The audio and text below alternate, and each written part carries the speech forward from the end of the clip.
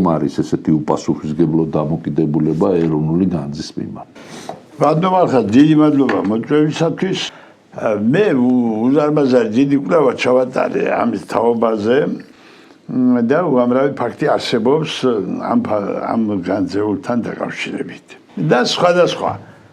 მე ეხლა სულელი უნდა ვიყო და ვინც დაიჯერებს რომ ეს განძი თქვათ გაიტაცა და გაყიდა 16 თაყაიშვილმა ისიც სულელად მივაჩნია. მე შეგვიძლია ხელისუფლებას არაფერი ხელმოსაკიდი კაპიტალი არ გააჩნდა საზღვარგარეთის არც ერთ ბანკში და არც ერთ ქვეყანაში არ ქონდა მაგას ფეხმოსაკიდებელი ადგილი. ამიტომ